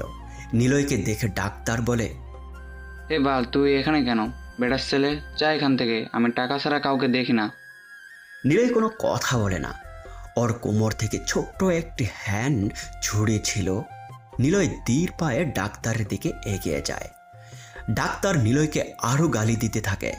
নিলয় যখন ওর খুব কাছে যায় তখন ডাক্তার নিলয়ের গালে চর বসিয়ে দেয়। নিলয় মুচকি হেসে বলে, হা হা, রক্তে যেখানে আনাগো না, সেখানে সামান্য চর হিংস্রতাকে আরো হিংস্র করে দেওয়া ছাড়া আর কিছুই মারে না। তুই এভাবে কথা বলছিস কেন? হা হা, গ্যাং নিয়ে যে আসে সে গ্যাংস্টার, আর যে একা আসে সে নিলয় তার রক স্টার। নিলয় কথাটা শেষ করে কোমর থেকে ছুরি বের করে ডাক্তারের গলায় ঢুকিয়ে দেয়। ডান পাশ দিয়ে জোরে টান দেয়। গলা কেটে রক্ত ছিটকে বের হতে থাকে। কয়েক সেকেন্ড পর ডাক্তার মারা যায়। সেখানে থাকা কয়েকজন লোক নিলয়কে মারতে আসে। নিলয় পালায় না, কিন্তু সেখানকারই একটা ছোট্ট গ্যাংস্টার নিলয়ের সব কিছুই দেখেছিল। সে তার দলের লোক ভাড়ানোর জন্য নিলয়কে তার গাড়িতে উঠিয়ে নেয়। গাড়িতে করে ওরা চলে আসে কিছুটা দূর। ওই গ্যাংস্টার মিজান নিলয়কে প্রশ্ন করে, নাম কি তোর? নিলয়। ডাক্তারকে সবার সামনে মারলি কেন? ডাক্তারকে যদি সবার সামনে না মারতাম তাহলে কেউ আমার নামে জানতে পারতো না। সবার সামনে মেরেছি যেন সবাই আমার নাম জানতে পারে। তুই তো দারুণ কথা বলেছিস। বলতো আমি তোকে কেন বাঁচালাম? আপনার নিজের জন্য। একজন খুনিকে কেউ এমনি এমনি বাঁচায় না, সে তার প্রয়োজনে বাঁচায়। তুই বেশ বুদ্ধিমান তো। তোর কথা বলার স্টাইল আমার পছন্দ হয়েছে। বল কি চাস? সারা দুনিয়া। মানে? এরপর নিলয় সে গ্যাংস্টারে যোগ দেয়। আস্তে আস্তে ছোট থাকা অবস্থায় সে হয়ে যায় ছোট গ্যাং লিডার। কিন্তু ওর প্রতিটা কাজেই সে কোনো গ্যাংস্টারের লোকদের নিয়ে যেত না, সে একাই থাকতো। এভাবে শুরু হয় নিলয়ের জীবন। তারপর আদনান সাহেব থামলেন। সবাই আদনান সাহেবের দিকে তাকিয়ে আছে। আদনান সাহেব আর কিছুই বললেন না। এতক্ষণ ওনার মুখ থেকে নিলয়ের কথা শুনছিল সবাই। নেহা প্রশ্ন করল, নিলয় কি আর বড় কোনো গ্যাংয়ের সাথে জয়েন করেছিল? এ ব্যাপারে পরে কোনো একদিন বলবো। আমার রেস্ট নিতে হবে, আসি। আদনান সাহেব ভিতরে চলে গেলেন। নেহা সোফাতে এসে বসল। নেহা কেন জানি না মস্তান নিলয়ের উপরে বেশি ইন্টারেস্টেড। সেও কিন্তু নিলয়কে খোঁজে, আর নিলয়কে খোঁজার একটা বিশাল কারণও আছে তার। কিন্তু নিলয়কে তো এই শহরে কেউ চেনে না, দেখেও নি। এমনকি তার বাবাও নিলয়কে দেখেনি। নিলয়কে তার লোক ছাড়া কেউ দেখেনি। আর যে দেখেছে কেবলমাত্র নিলয় নামটাই জানে। নিলয় তাহলে এখন কোথায় আছে? নেহা ভাবতে ভাবতে সেখান থেকে চলে যায়। আবিরও তার রুমে এসে বসে। বেশ ছোট ছোট দাড়ি, চুলগুলো সামান্য এলোমেলো, তবে পারফেক্ট আছে। কালকে থেকে ওর ভার্সিটি আছে, সে একাই চলে যাবে ভার্সিটিতে। আবির ভার্সিটি যাওয়ার জন্য রেডি হচ্ছিল। ঠিক তখনই বেশ জোরে জোরে গালি শুনতে পায় আবির। সবাই শোনো, আবির আমার কাজের লোক, তাই আমি তাকে প্রতিদিন বিশেষ একটি কাজের জন্য ছুটি দিয়ে দেবো। সে তার কাজ শেষ হলে এখানেই চলে আসবে। সো তাকে যেন কিছু না বলা হয়। আমি ভার্সিটি গেলাম। নেহা কথাগুলো বলে চলে যায়। আবির মনে মনে হাসে। যাক, কথা মতো নেহা ওকে ভার্সিটি যেতে দিচ্ছে। আবির রেডি হয়, বের হতে যাবে, তখনই ওর ঘরে পরি এসে ঢোকে।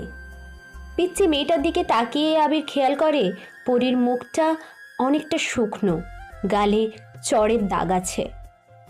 তোর মুখ এমন শুকনো কেন? পরি কোনো কথা বলে না।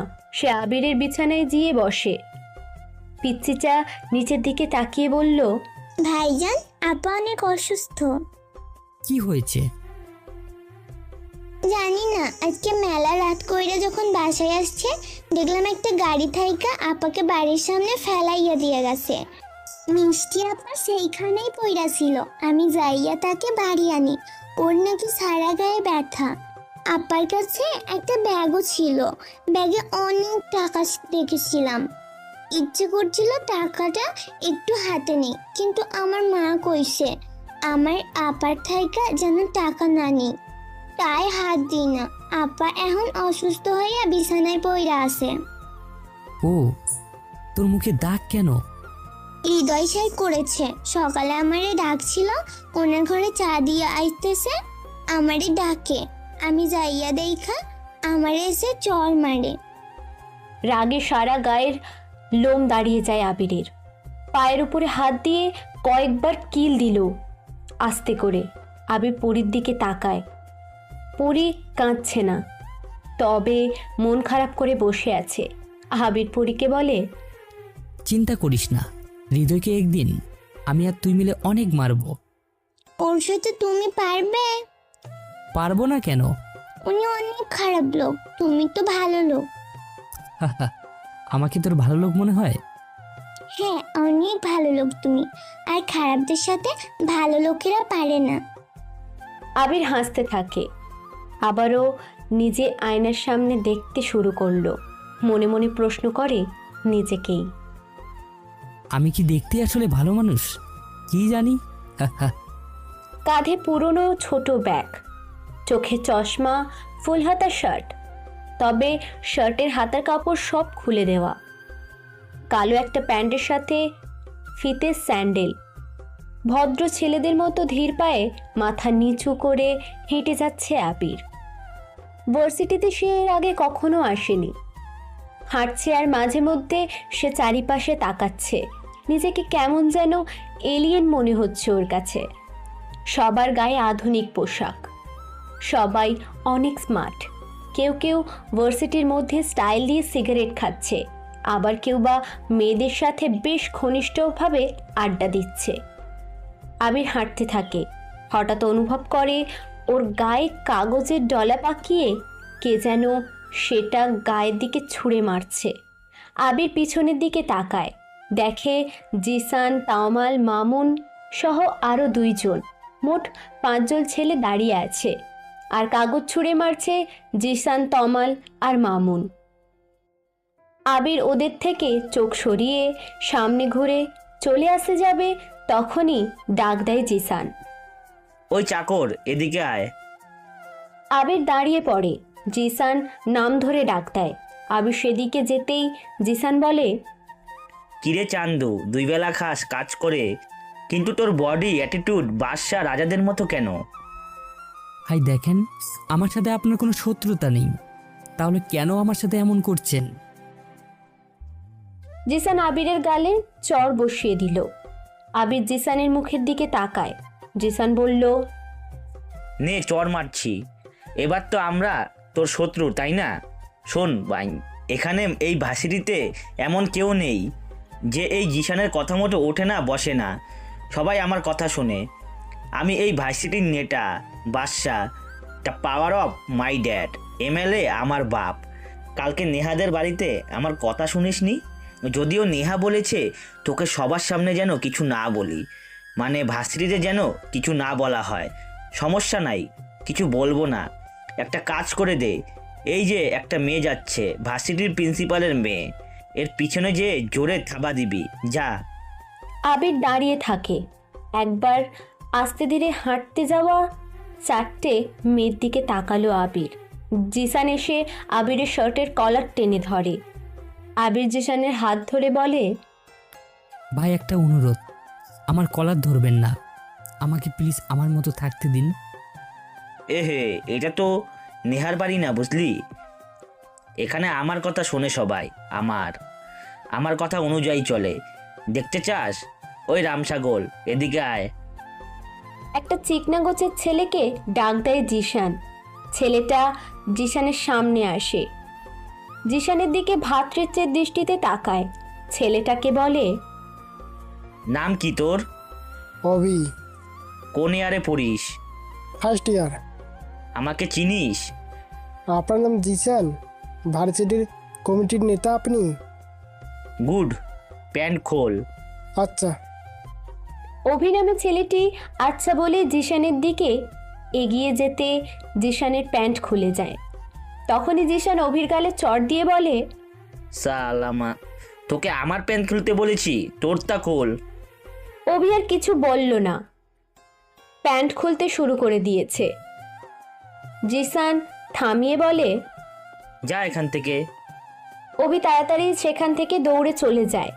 জিসান একেবারে আবিরের কাছে আসে। আবিরকে বলে, ইটস জিসান পাওয়ার, বুঝলি? সো বুঝতেই পারছিস আমার কথা না শুনলে কি হবে তোর। এবার থানার ওসির মেয়ে আসবে, টাইট জিন্স পরবে, সোজা যাবি, ওর পিছনে জোরে থাবা দিয়ে তাকে বলবি, ইস কি টাইট ফিগার। যা, কোনো কথা বলবি না, দে তোর ব্যাগ দে। আবিরের থেকে রাজবি নামে একটা ছেলে এসে আবিরের ব্যাগটা কেড়ে নিয়ে তমালকে দেয়। তমাল মাটিতে ফেলে দিয়ে আবিরকে বলে, যা ভাই, সময় নষ্ট করিস না, তাড়াতাড়ি কর। দেখুন, আপনারা অন্যায়ভাবে র্যাক দিচ্ছেন, আপনাদের পুলিশে দেওয়া দরকার। তোর পুলিশ আমাদের ছিড়বে, বুঝলি? মা, তোকে না যেতে বললাম। আর একটা কথা বললে তোকে এখানে কাপড় খুলে দাঁড় করিয়ে রাখবো ক্লাস শেষ অবধি। এটা আমাদের ক্যাম্পাস, আর আমরা এখানে পাওয়ারফুল লোক। আবির কিছু বলল না, গেটের দিকে তাকায়। গাড়ি থেকে একটা মেয়ে নামলো। আবির জিশানদের দিকে তাকায়। জিশান ইশারায় বলল, ওটাই অসির মেয়ে মিলি। আবির মিলির দিকে তাকিয়ে এগিয়ে যায়। মিলি চোখে কালো চশমা, টাইট জিন্স আর টি শার্ট পরে আসছে। আবির মিলির সামনে এসে দাঁড়ায়। আবিরকে এভাবে দেখে মিলি বলে, কি ব্যাপার, আপনি কে? এভাবে আমার সামনে এসে দাঁড়িয়েছেন কেন? আবির কিছু বলে না, একটু ঘুরে জিসানদের দিকে তাকায়। জিসানেরা হাসতে থাকে আর কাজটি করবার জন্য জোর করে। আবিরকে চুপ থাকতে দেখে মিলি পাশ কাটিয়ে চলে যাবে, আর ঠিক সেই সময় আবির মিলির পিছনে জোরে হাত দেয়। মিলি সাথে সাথে দাঁড়িয়ে যায়। আবিরের দিকে ঘুরে দুটো ঠাস ঠাস করে চর বসিয়ে দিয়ে বলল, বেয়াদব ছেলে, তুই আমার গায়ে হাত দিলি কেন? ওই কে আছিস? কুত্তার বাচ্চাটা আমার গায়ে হাত দিয়েছে। আবির চোখ বন্ধ করে নিল। চোখ মেলে দেখে অনেক ছেলেমেয়েরা দাঁড়িয়ে আছে ওর সামনে, তবে সবার সামনে দাঁড়িয়ে আছে জিসানরা। এমন সময় বেশ ভিড় ঠেলে নেহা সামনে আসে। আবিরকে মিলির পাশে দেখে নেহা প্রশ্ন করে, কি হয়েছে মিলি, তুমি কাঁদছো কেন? আপু, এই ছেলেটা আমার সামনে এসে পথ আটকে দাঁড়ায়। আমি ঘুরে চলে আসতে যাব, তখনই আমার পিছনে। আর বলিস না নেহা, এই ছেলেটা নতুন আসছে, এসেই ঝামেলা পাকিয়েছে। কি করা যায় বলতো? মিলি, ওকে কয়েকটা চর বসিয়ে দাও। আমি বাবাকে ফোন করেছি, বাবা এক্ষুনি আসবে। ওকে জেলের ভাত খাইয়ে ছাড়বো। না মিলি, যেহেতু ছেলেটা নতুন ভুল করেছে, তাকে মাফ করে দাও, আমি শাস্তি দেব। আচ্ছা ঠিক আছে আপু। মিলি চলে গেল। নেহা আবিরের সামনে এসে দাঁড়ালো। আবিরের গালে একটা চর দিয়ে বলল, শালা হারামি, তোর মতো বেয়াদব খুব কম দেখেছি আমি। কালকে তুই আমাকে লাভ লেটার লিখেছিস, সেটা পছন্দ হয়নি দেখে আজকে আরেকজনের সাথে। ছি, তোর চরিত্র এত জঘন্য কেন? আমার সামনে তুই ভার্সিটিতে থাকাকালীন আসবি না, কুত্তা কোথাকার। আর জিশান, থ্যাঙ্কস, তুই ওই মেয়েটার বিপদের সময় এগিয়ে এসেছিস। আরে নেহা, এসব কোনো কথা হলো? আমি তো সর্বদা সবার হেল্প করি, অন্যায় সহ্যই করতে পারি না। এই জন্যই তো তোকে আমার এত বেশি ভালো লাগে। হৃদয় ভাইয়া কই? ওর তো লাস্ট সেমিস্টার, ব্যাটা ক্লাসও করে না। আয় ক্লাসের দিকে। আচ্ছা তোরা যা, আমি আসছি। জিসান আবিরের কাছে আসে। আবিরের কাঁধে একটা হাত রাখে, আরেক হাত দিয়ে মাথার চুল নাড়িয়ে দেয়। তারপর চোখ থেকে চশমাটা খুলে জিসান তার শার্টের কোনা দিয়ে মুছে আবার আবিরের চোখে পরিয়ে দেয়। চশমাটা পরানোর শেষে জিসান হাসি হাসি মুখ নিয়ে আবিরকে বলে, শোন, ভার্সিটিতে নতুন, জানিসই না এখানে পলিটিক্স আছে। এখানে যাদের পাওয়ার আছে তারা পাওয়ার দেখায়, আর যাদের নেই তারা তোর মতো করে মার খায়। তোকে নেহার কাছে খারাপ করলাম কেন জানিস? যেন ওর মনে বিশ্বাসযোগ্য হয়ে কেবল আমিই থাকবো, অন্য কেউ না। ভালোভাবে চলবি, প্রবলেম হলে বলিস, ঠিক আছে বাবু? জিসান হাসতে হাসতে চলে যায়। আবির জিসানের চলে যাওয়ার দিকে তাকিয়ে আছে। আবির মনে মনে বলে, powerful people state, powerful place. Abir মুচকি হেসে মাটিতে পড়ে থাকা ব্যাগটি কাঁধে নিল। ওর ক্লাসের দিকে এগিয়ে যায়। ক্লাস প্রায় শুরু হয়ে গিয়েছে। আবির কোনো রকমে ক্লাসের সামনে দৌড়ে আসে। প্রথম ক্লাস নুসু ম্যামের। নুসু ম্যাম বেশ রাগী আর কড়া প্রকৃতির। সাইকোলজির একজন বিশাল জ্ঞানী মানুষ উনি পড়াচ্ছেন মানুষের রাগ কেন হয়। রাগের ফলে আমরা যা করি সেটা বারবার না হলেও প্রায় সব সময় ভুল হয় কেন। ক্লাসের প্রথম স্টুডেন্ট বলে, ম্যাম, আমরা রাগ করি মস্তিষ্কে, আমাদের ইচ্ছেকে প্রাধান্য না পাওয়ার সূচনায়। বাকি স্টুডেন্টরা সবাই সায় দিল, কিন্তু কেন জানি না নুসু ম্যামের পছন্দ হয়নি। তাই তিনি আবারও প্রশ্ন করলেন, তবে এবার আর কেউ উত্তর দিল না। নুসু ম্যাম সবাইকে যখন বকা দেবে তখনই আবির এসে দরজার সামনে দাঁড়ালো। আবিরকে দেখে ম্যাম বিরক্তি নিয়ে তাকালেন। তারপর আবির 5 মিনিট দেরি করে ক্লাসে এসে দাঁড়ালো। নুসু ম্যাম ক্লাস শুরু করে দিয়েছেন।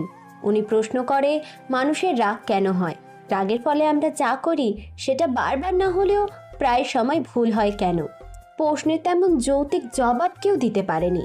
এই জন্য ম্যাম সবাইকে তার মূল্যবান বকা দিতে যাবে, ঠিক সেই সময় দরজার কাছে এসে আবির বলে ওঠে, ম্যাম আমার নাম আবির, আমি নতুন স্টুডেন্ট। ক্লাসে আসার সময় একটু ঝামেলা হওয়াতে দেরি হয়ে গেছে, ভিতরে আসতে পারি? আবিরের এমন কথা শুনে সবাই দরজার দিকে তাকায়, তবে মনে মনে সবাই একটু হাসে। এর কারণ হলো ম্যামের শাস্তি থেকে আপাতত মুক্তি পেয়েছে এই আবির নামের ছেলেটার জন্য। সেকেন্ড বেঞ্চে বসা নেহা অবাক দৃষ্টিতে তাকিয়ে আছে, এমনকি জিশানও তাকিয়ে আছে আবিরের দিকে অবাক চোখে। এর কারণ আবির যে তাদের ডিপার্টমেন্টের স্টুডেন্ট। সবাই কিছুক্ষণ আবিরের দিকে চুপটি করে চেয়ে রইল। পরক্ষণেই সবার মধ্যে বিশাল চাপা হাসির রোল পড়ে গেল, কারণ আবির যে গেটআপে ভার্সিটিতে এসেছে, ভার্সিটির কেরানিও আবিরের থেকে অনেক ভালো, বেশি স্মার্ট হয়ে আসে। আর এমন ড্রেস আপ, পাগলাটে হাবভাব দেখে সবাই হো হো করে হেসে ওঠে।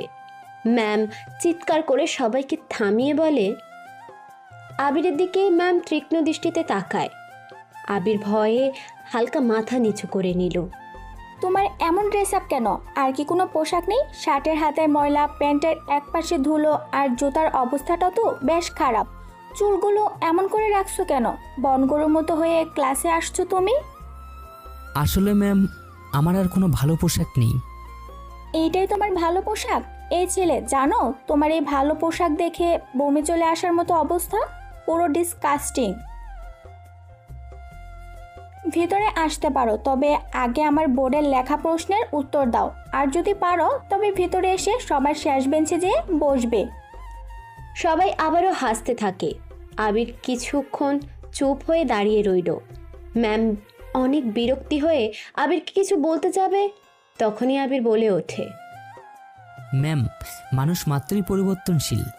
আপনি চাইলে যে কাউকে নিজের মতো করে রাখতে পারবেন না, বা নিজেকে সবসময় একই রকম রাখতে বা থাকতে পারবেন না।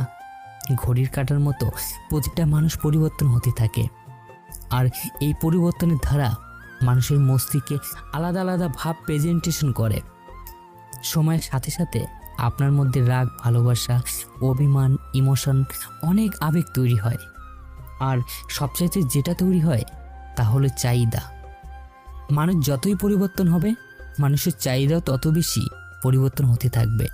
আর চাহিদা বিশাল হলে না পাওয়ার দিকটা বাড়তে থাকে, আর তার উপর ভিত্তি করে রাগ তৈরি হয়।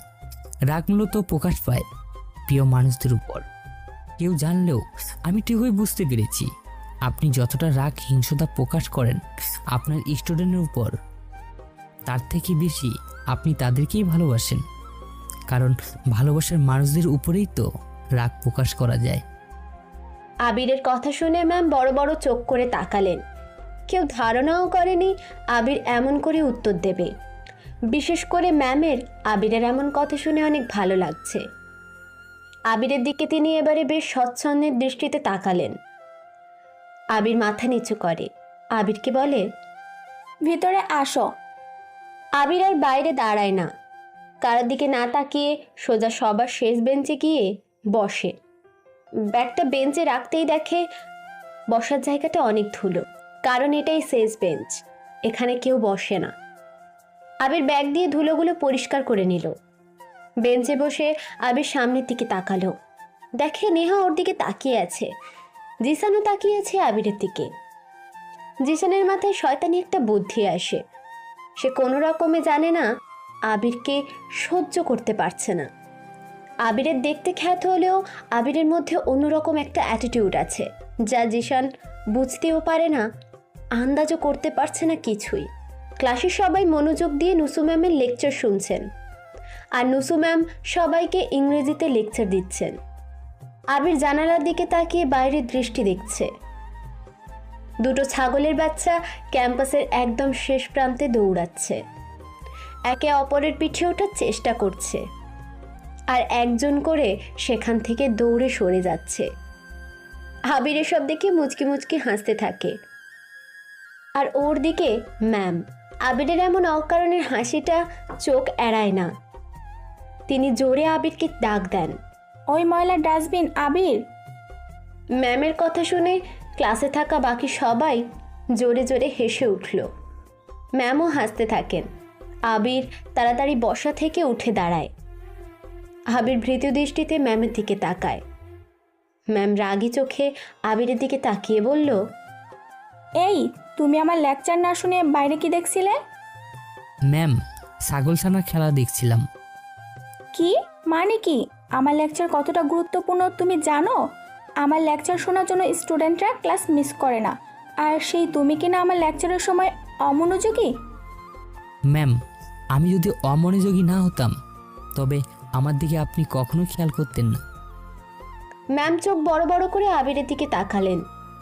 ম্যাম ধরেই নিয়েছেন আবির একটা জোকার।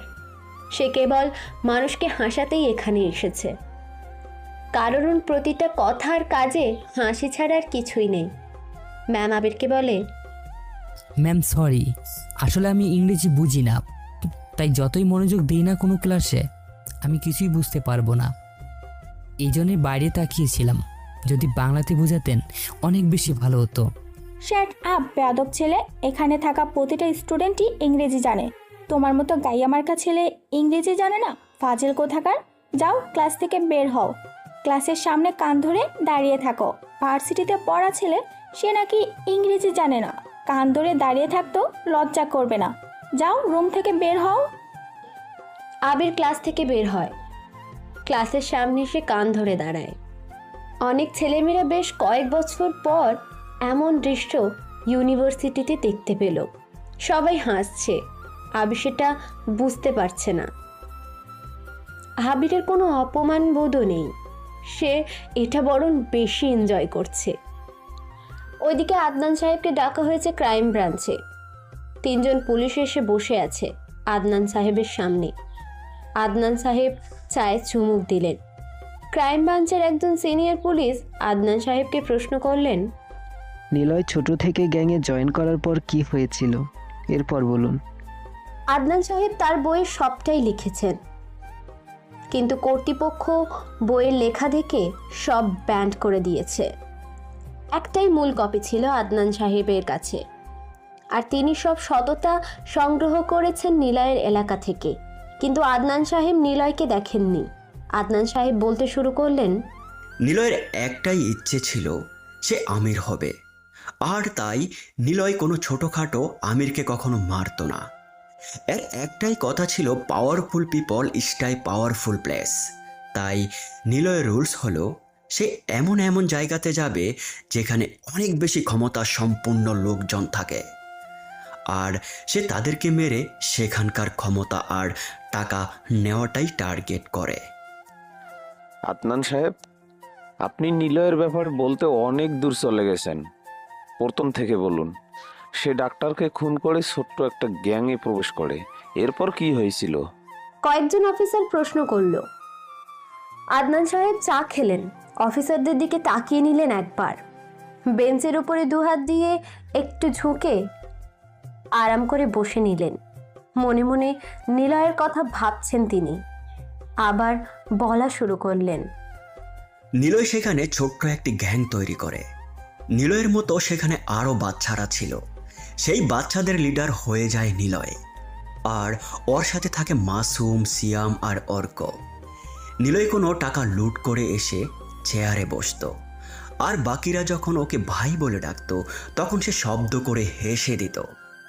এ ছিল একটা নেশার মতো, আর সেই নেশাতে নিলয় বারবার পড়তো। তবে নিলয়ের আরও একটা নেশা ছিল, আর তা হলো বই পড়ার।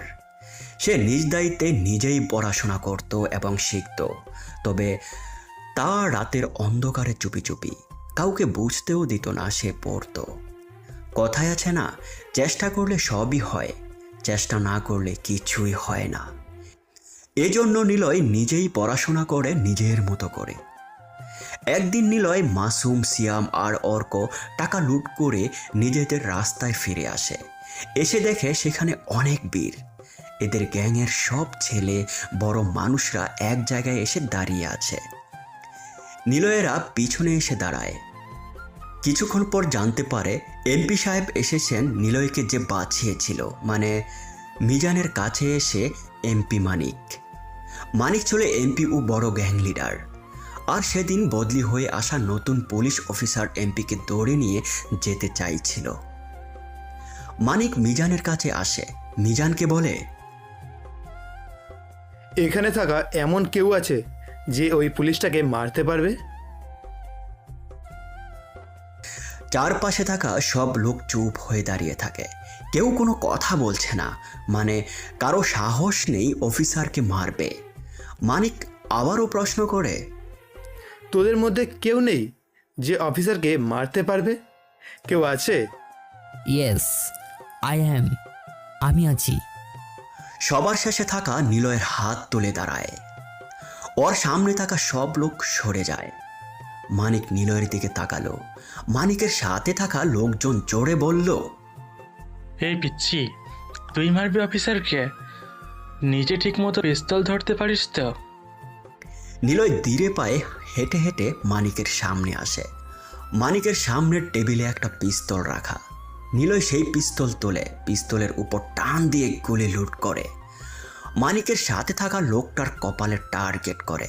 কিছু বোঝার আগে ট্রিগার চাপ দিয়ে নিলয় একটা গুলি যে লোকটার কপালে লাগে।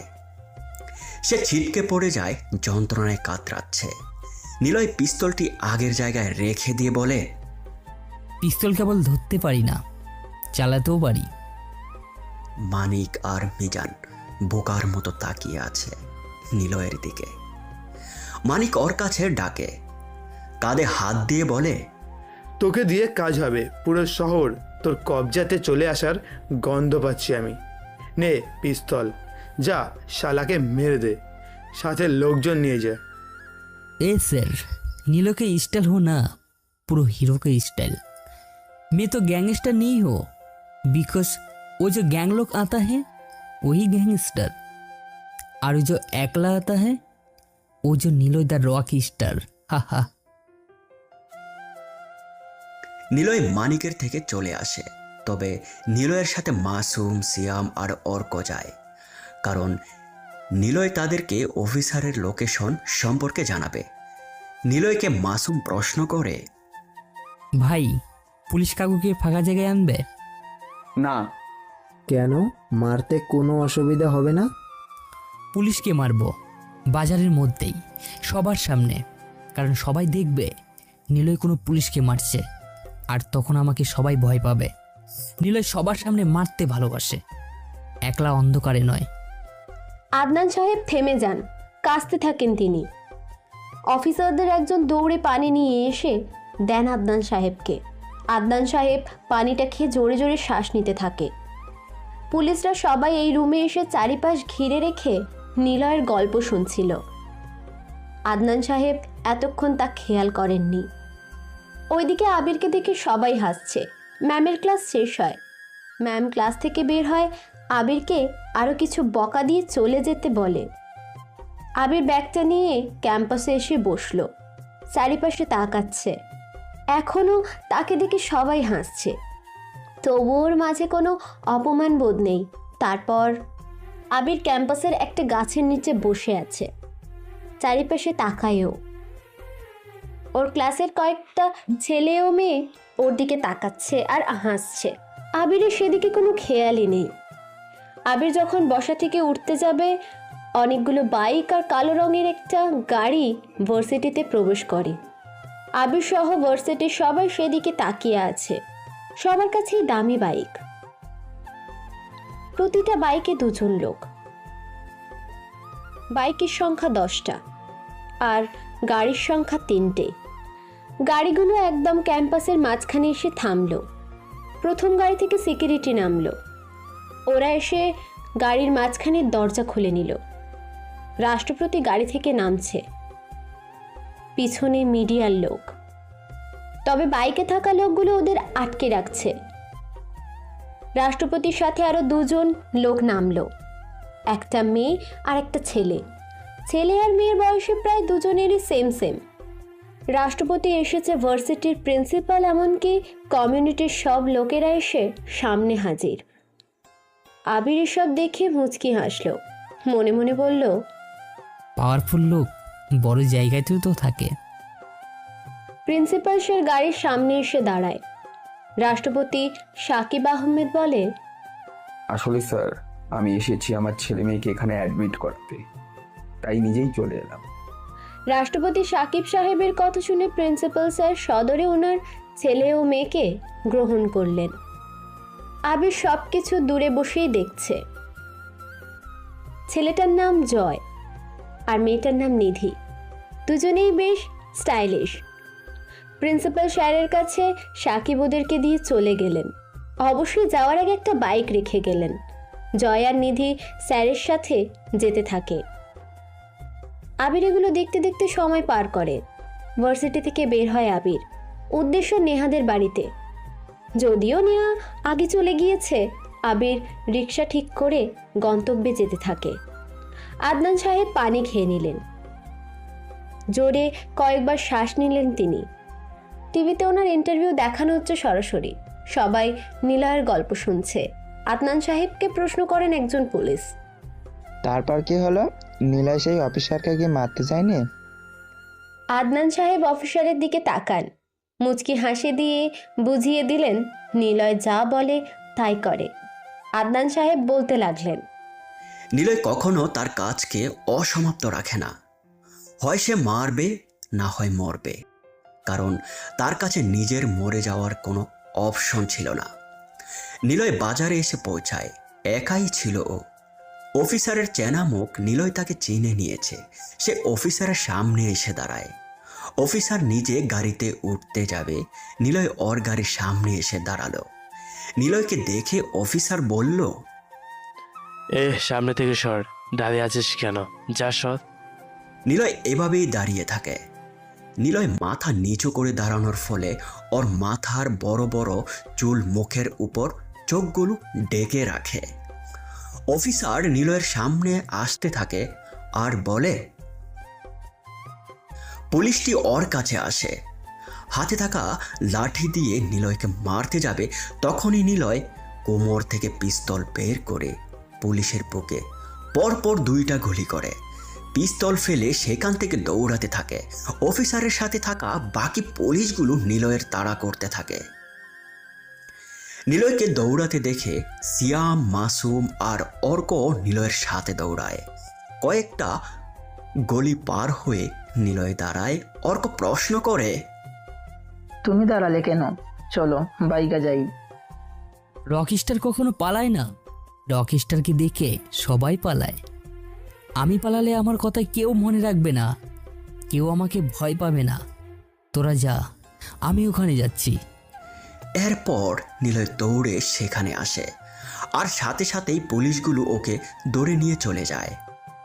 থানায় নিয়ে নিলয়কে অনেক মারে। নিলয় চুপচাপ মার খায়।